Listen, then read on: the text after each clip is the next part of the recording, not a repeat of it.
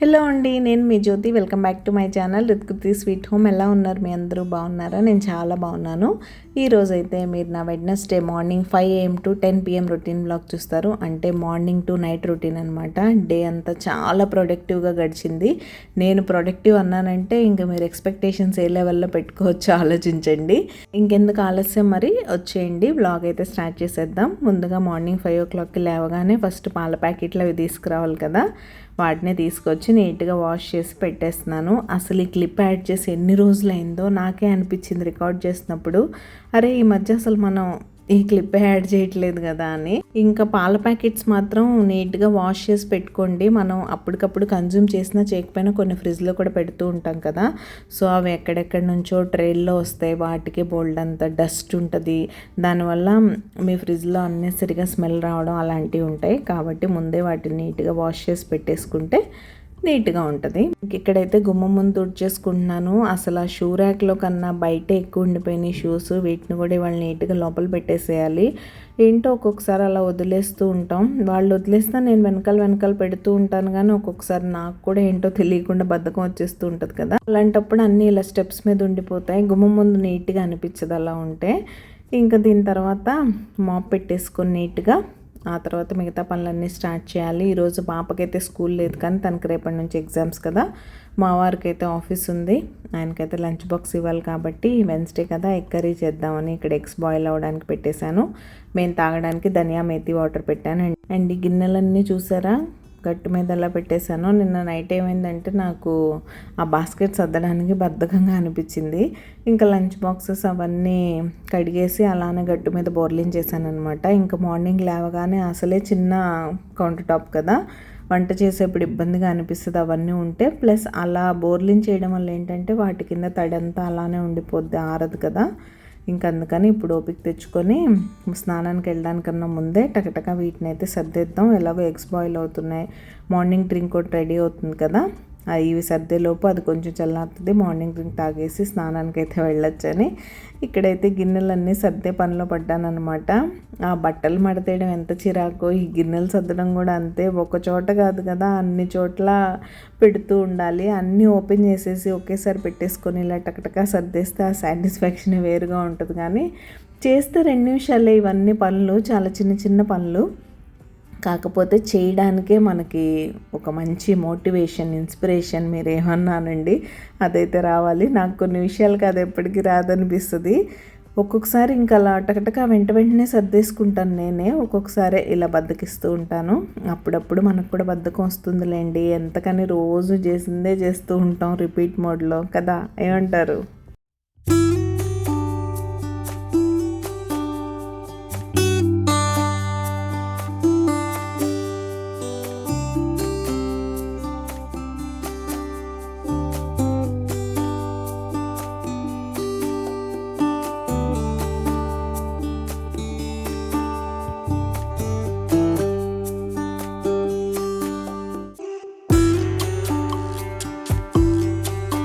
అవన్నీ సర్దేసి morning drink తాగేసి fresh అయిపోయి వచ్చి నేనైతే గుమ్మం ముందు ముగ్గు పెట్టేసుకుంటున్నాను. ఈరోజు ఇది నేనే అప్పటికప్పుడు అలా క్రియేట్ చేసేసాను అంతే. ఆల్రెడీ 2-3 సేవ్ చేసి పెట్టాను, కానీ ఇప్పుడు వాటిని చూసి వేసే ఓపిక ఎందుకు అనిపించలేదు. సో అప్పుడప్పుడు ఇలా మనలోని క్రియేటివిటీని కూడా బయటికి తీయాలన్నమాట. ఇంకా తర్వాత వంట చేయడం అయిపోయింది. వంట చేసే క్లిప్స్ అవన్నీ నేనేం రికార్డ్ చేయలేదు. ఫాస్ట్గా వంట అయితే ముగిచ్చేసాను. ఎగ్ కర్రీ ఏమని చెప్పండి, చాలాసార్లు చూపెట్టాను కదా. ఈరోజు టమాటో ఎగ్ కర్రీ కాకుండా నార్మల్ ఆనియన్స్ వేసి ఎగ్ కర్రీ చేసుకుంటాం కదా. బాయిల్డ్ ఎగ్స్ హాఫ్గా కట్ చేసి మంచిగా ఆనియన్స్ అంతా ఫ్రై అయిపోయిన తర్వాత పెద్దగా స్పైసెస్ ఏమి ఉండవు, బేసిక్ స్పైసెసే వేసుకుంటాం కానీ సూపర్ యమ్మీగా టేస్టీగా ఉంటుంది. రైస్ అయితే ఎక్కువ కలుస్తుంది, కాకపోతే కొంచెం ఎక్కువ ఆనియన్స్ తరగాల్సి వస్తుంది అంతే. టొమాటో ఎగ్ కర్రీ కన్నా నాకు ఇలాంటి ఎగ్ కర్రీ ఇష్టంగా అనిపిస్తుంది. దీనికి కాంబినేషన్గా రసం కూడా పెట్టాను. ఇవేంటంటే మీరు ఇంకేమి జింజర్ గార్లిక్ పేస్ట్ అలాంటివి కూడా వేసుకోక్కర్లేదు. బేసిక్ ఉల్లిపాయ, పచ్చిమిర్చి, ధనియా powder, red chilli powder, salt, వీటితోనే బోల్డ్ అంత టేస్ట్ అయితే వస్తుంది. మామూలుగానే ఎగ్ కర్రీలో ఎగ్ పడగానే టేస్ట్ వచ్చేస్తుంది కదా, అలా అనమాట. ఇంకా మా ఇంట్లో అయితే మా అమ్మాయి కానీ మా వారు కానీ అది ఎగ్ అయితే చాలు, కర్రీ ఎలా చేసి పెట్టినా కూడా తినేస్తారు కాబట్టి నాకు పెద్దగా ఇబ్బంది ఏమి ఉండదు, సింపుల్గా చేసుకుంటూ వెళ్ళిపోతాను. అండ్ బ్రేక్ఫాస్ట్కి తెలిసిందే కదా రాగి జావా, అది కూడా ప్యాక్ చేసేస్తున్నాను. ఇంక ఇక్కడ లంచ్ బాక్స్ ప్యాకింగ్ అయిపోతే మా వారు ఆఫీస్కి వెళ్ళిపోతారు. తర్వాత ఇంకా నేను పూజ చేసుకొని, చెప్పాను కదా డే అంతా చాలా ప్రొడక్టివ్గా ఉండబోతుంది కాబట్టి బోల్డ్ అన్ని పనులు అయితే ఉన్నాయి.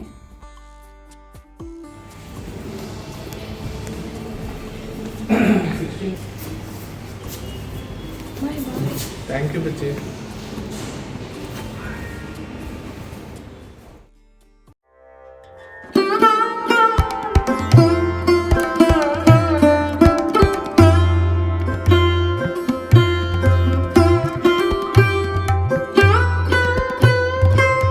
ఇంకలా మా వారు వెళ్ళాక పూజ పని అయిపోయింది. మా అమ్మాయి లేచి ఫ్రెష్ అవుతుంది. ఈరోజు డిన్నర్లోకి చాలా రోజులైంది పెసరట్టు తినాలనిపిస్తుంది. ఇంకెలాగో ఇంట్లో పెసలు రెడీగానే ఉంటాయి కాబట్టి వాటిని అయితే నానపెట్టేస్తున్నాను. నేను చాలా ఎక్కువ మెజర్మెంట్స్ ఏం అవసరం లేదు దీనికి. మనం ఇలా ఈ కొంచెం బియ్యం యాడ్ చేయకుండా కూడా వేసుకోవచ్చు, అయినా బాగానే వస్తాయి. కాకపోతే కొంచెం ఆ క్రిస్పీ టెక్స్చర్ రావాలంటే మాత్రం లైట్గా రైస్ యాడ్ చేసుకుంటే బాగుంటాయి అన్నమాట, క్రిస్పీగా. లేకపోతే మెత్తగా ఉంటాయిలేండి దోశలు. టేస్ట్ అయితే ఏం డిఫరెన్స్ రాదు దీనివల్ల, ఓన్లీ క్రిస్పీనెస్ కోసం లైట్గా ఆ కొంచెం బియ్యం అయితే యాడ్ చేయడం. అస్సలు కార్బ్స్ అవాయిడ్ చేసేసి మొత్తం ప్రోటీన్ దోశ తినాలనుకునే వాళ్ళు బియ్యం అవాయిడ్ చేసేసి నానపెట్టుకోండి. ఇంకా దీనికి మెంతులు ఎక్సెట్రా ఏం అవసరం లేదు. బిగినర్స్ కూడా చాలా ఈజీగా చేసేసుకోవచ్చు పెసరట్టు. ముందే నీట్గా క్లీన్ చేసేసి సోక్ చేసుకున్నాం అనుకోండి బాగుంటుంది. నాకు అన్నీ అలా ఫస్టే బాగా కడిగి నానపెట్టడం అలవాటు. అలా ఒక 2-3 టైమ్స్ క్లీన్ చేసేసిన తర్వాత ఇంకా సరిపడగా వాటర్ పోసేసి పక్కన పెట్టేశాను. ఇంకా ఈవినింగ్ వరకు దీంతో మనకు పని ఉండదు. ఒక 8-9 అవర్స్ మంచిగా నానితే అప్పుడు మనం దోశలు అయితే వేసేసుకోవచ్చు డిన్నర్ కాబట్టి. ఈ ఫర్మెంట్ కూడా అవసరం లేదు కదా, పెసరట్లు ఇన్స్టెంట్గా వేసేసుకోవచ్చు. ఇంక ఇలాంటి స్పెషల్ పనులు పక్కన పెడితే బ్యాక్ టు బ్యాక్ రెగ్యులర్గా మనం కంపల్సరీ చేయాల్సిన పనులు ఉంటాయి కదా. అదే మార్నింగ్ చేసిన గిన్నెలు సర్దడం లాంటివి, ఇలా బట్టలు ఆరేయడం, మళ్ళీ నిన్నటివి తీస్తాం కదా వాటిని మడత పెట్టడం, ఫోల్డ్ చేయడం, వాటి ప్లేసుల్లో పెట్టడం.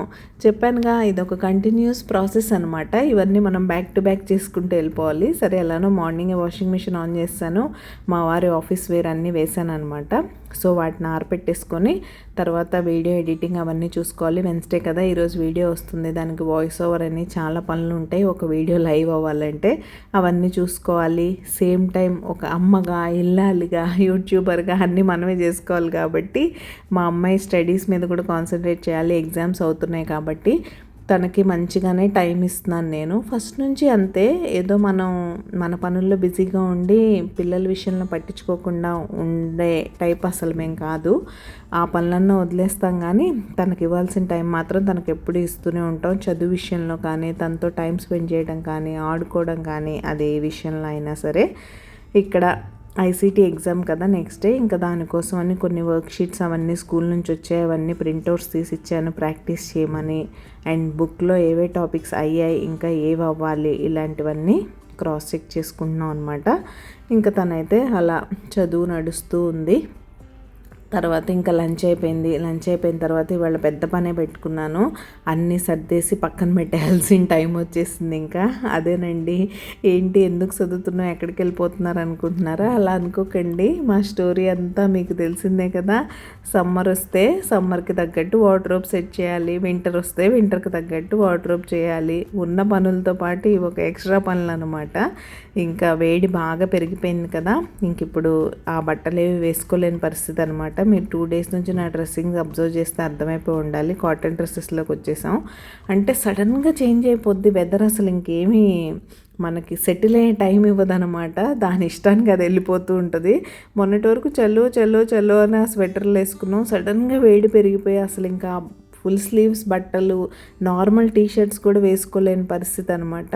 అంత వేడిగా వచ్చేసింది వెదర్లో. ఫ్యాన్లు వేసుకోవడం కూడా స్టార్ట్ అయిపోయిందంటే ఆలోచించుకోండి. అంత డ్రాస్టిక్ చేంజ్ అనమాట, ఒకేసారి వచ్చేస్తుంది. అంటే కొంచెం మనకు సెటిల్ అయ్యే టైం ఇస్తే బాగుంటుంది. అంటే చలి స్లోగా తగ్గుతూ వస్తే మనం స్లోగా జాకెట్స్ నుంచి స్వెటర్స్లోకి, ఆ తర్వాత పల్చటి టీషర్ట్స్ అని, ఆ తర్వాత స్లోగా హాఫ్ స్లీవ్స్ అని అలా వస్తే బాగుంటుంది. అలా ఉండదు అనమాట. డైరెక్ట్ జాకెట్స్ తీసేసి కాటన్ డ్రెస్లు వేసేసుకోవాలి అన్నట్టు ఉంటుంది వెదర్ కండిషన్స్ ఇక్కడ. ఎలానో ప్యాక్ చేస్తున్నాను కదా, ఇందులో పొట్టయిపోయినాయి, టైట్ అయిపోయినవి, యూజ్ చేయనివి ఇవన్నీ ఎందుకు షెల్ఫ్లో అన్నెసరిగా ఒక దానిలో పెట్టి సైడ్కి పెట్టేసాం అనుకోండి, డొనేట్ చేసేయడానికి ఈజీగా ఉంటుంది. మొన్న ప్యాక్ చేసినప్పుడు కూడా నేను చాలా తీసాను బట్టలు. మళ్ళీ ఇప్పుడు బయటికి తీస్తున్నప్పుడు కూడా మళ్ళీ చాలా అనిపించాయి, ఇవి తనకు సరిపోవు, ఇవి తను యూజ్ చేయదు, అలాంటివన్నీ షెల్ఫ్లో పెట్టి ఉంచడం వేస్ట్ కదా. అవన్నీ తీసేసి నేను ఎప్పటికప్పుడు డొనేట్ చేసేస్తూనే ఉంటాను. అలానే ఈసారి కూడా తీసి పక్కన పెట్టాను.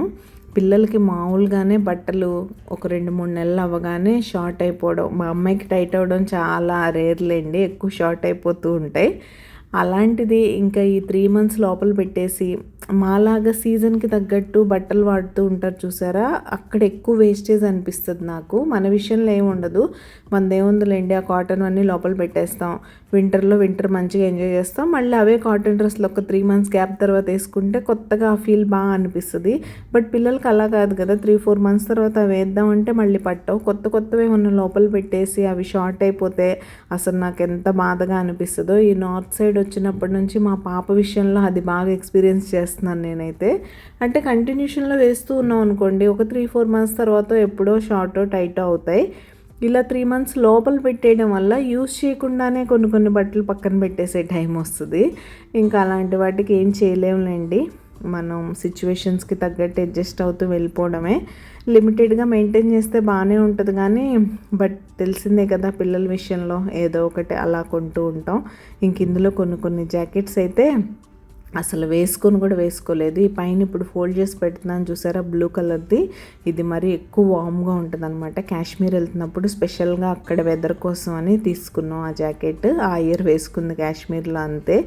ఇక్కడైతే అది వేసుకునేంత చలి లేదు, నార్మల్ జాకెట్స్తో గడిచిపోయింది. ఇలా 1-2 ఏంటంటే ఇలాంటి ఆ 1 time యూస్ కోసం కొంటాం, వాటిని పక్కన పెట్టేస్తాం. వాటిని తర్వాత ఎప్పుడు వాడతామో తెలియదు. వాటిని వాడే టైం వచ్చినా ఆ టైంకి మా అమ్మాయికి పడతాయో లేదో తెలీదు.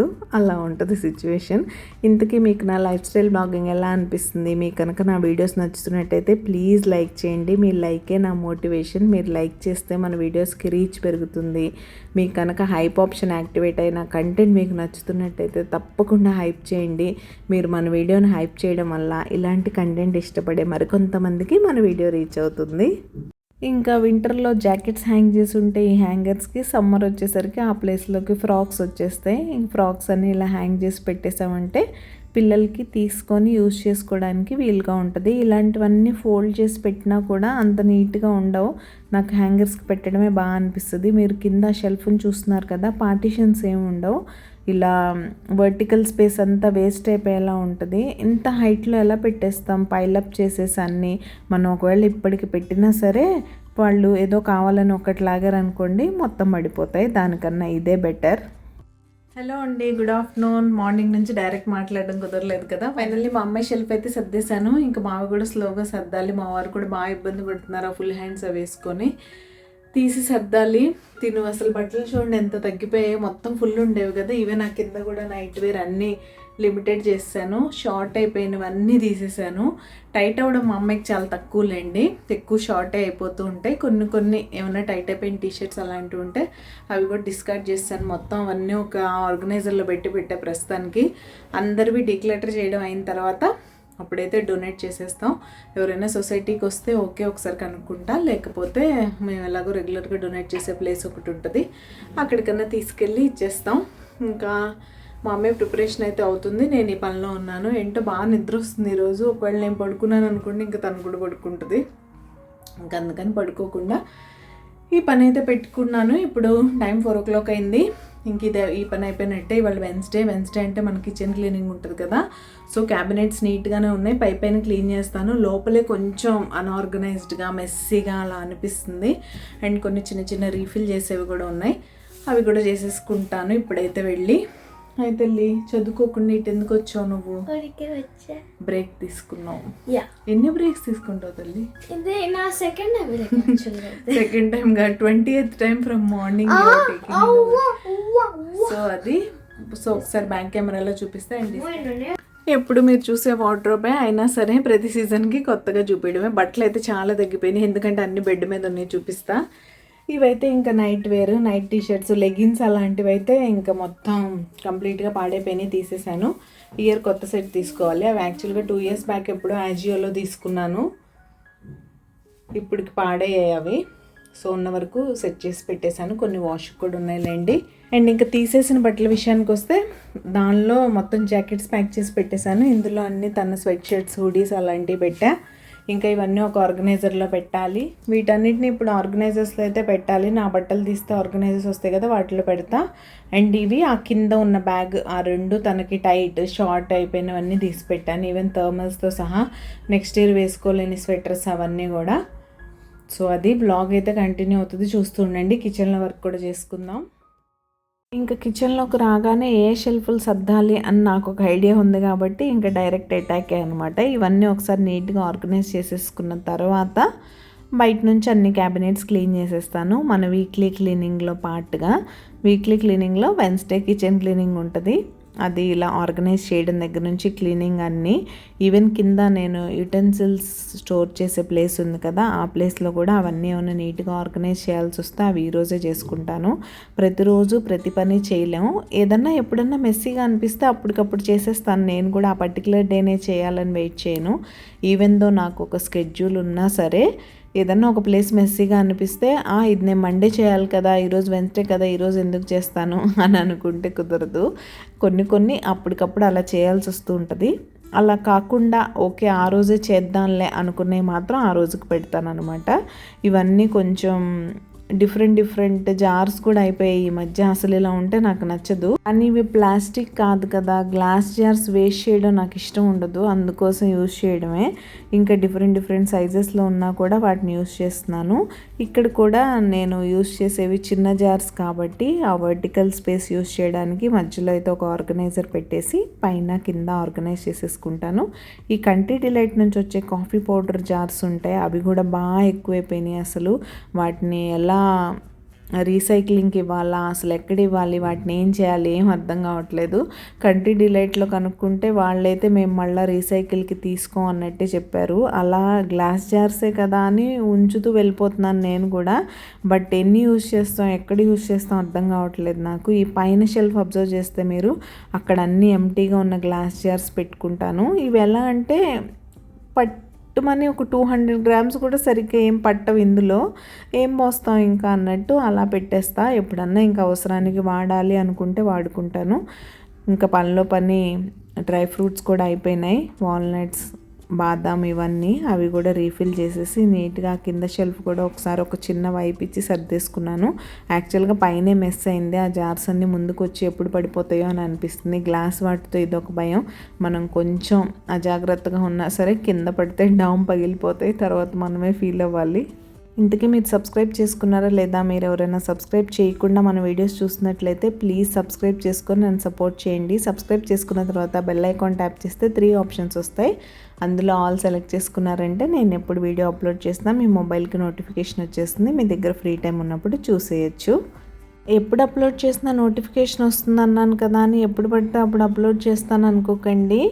Every week Monday, Wednesday, Friday afternoon 1 o'clockకి లాంగ్ వీడియోస్ వస్తాయి మన ఛానల్లో. ఒకవేళ నోటిఫికేషన్ రాకపోయినా కూడా తప్పకుండా చూడండి.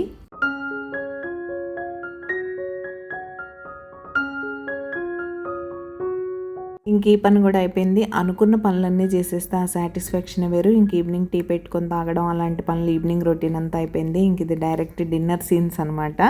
డిన్నర్ కోసం అయితే మార్నింగ్ నానపెట్టాను కదా, పెసలు మంచిగా నానిపోయాయి. ఇంకా దీన్ని అయితే మిక్సీలో వేసేస్తున్నాను. దీనికి ఏం గ్రైండర్ అవసరం లేదు. మనం పెసరట్టు ఎప్పుడైనా సరే ఇన్స్టెంట్గా వేసేసుకోవచ్చు, మిక్సీలో వేసేసుకోవచ్చు. ఇంకా మీరు గ్రైండర్లో వేస్తేనే బోల్డ్ అంత ఫోమ్ వచ్చేసి మీకు దోశ సరిగ్గా రాదు. మిక్సీలో వేసుకున్నారంటే చక్కగా పర్ఫెక్ట్ కన్సిస్టెన్సీలో వస్తుంది. గ్రైండర్ మంచిదే కానీ అన్నిటికి కాదనమాట. పర్టికులర్గా పెసరపిండి పట్టుకోవడానికి అంత బాగా యూజ్ అవ్వదు, అంటిల్ అన్లెస్ మీరు మరీ బల్క్గా చేస్తున్నారు అంటే తప్ప. ఇలాంటి చిన్న చిన్న క్వాంటిటీస్లో ఏంటంటే ఎక్కువ ఫోమ్ వచ్చేస్తుంది. ఇంకా మీరు గ్రైండ్ చేసుకునేప్పుడే నేను కొంచెం అల్లం పచ్చిమిర్చి కూడా యాడ్ చేసేసుకుంటాను. మీకు కావాలంటే జీలకర్ర కూడా యాడ్ చేసుకోవచ్చు. జీలకర్ర నేను పైనుంచి వేద్దాంలే అని అందులో వేయలేదు.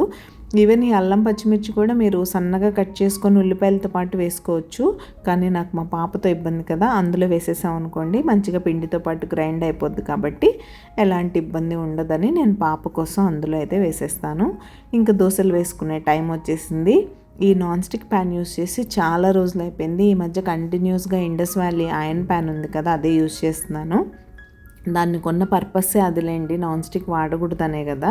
కాకపోతే ఏంటంటే ఇది ఉంది కదా, అప్పుడప్పుడు వాడుతూ ఉంటే బాగుంటుంది, ఎందుకు వేస్ట్ చేయడం అని.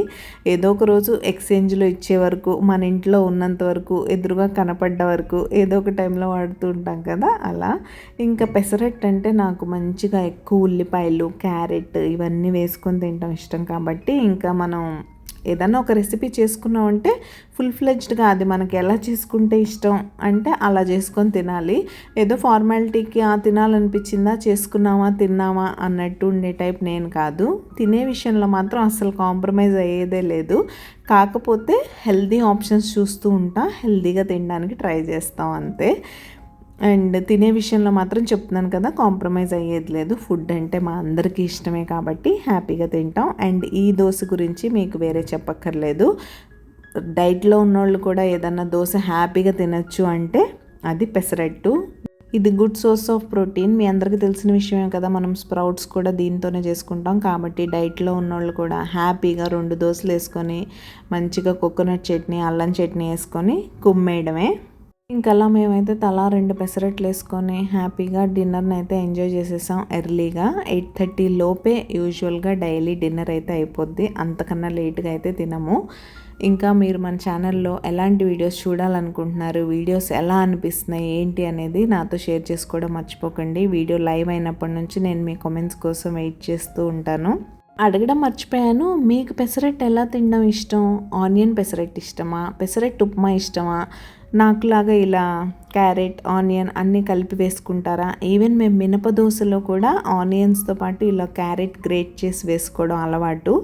అంటే మాకు ఫస్ట్ నుంచి అలా అలవాటు. సో నేను పాపకు కూడా అలవాటు చేశాను. తనకి ఆనియన్ ఎప్పుడన్నా వద్దంటది కానీ క్యారెట్ మాత్రం వద్దనదు. సో తన వరకు ఓన్లీ క్యారెట్ అయినా సరే గ్రేట్ చేసి వేసేస్తాను. ఏవో హెల్తీ ఫుడ్స్ పెట్టడానికి మన తిప్పలు మనం పడాలి కదా, అలాంటిది.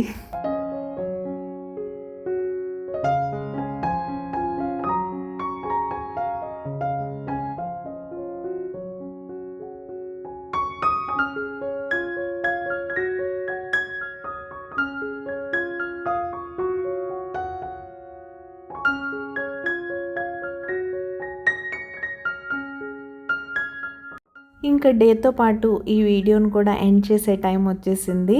Thank you for watching. Keep smiling. Take care. Bye.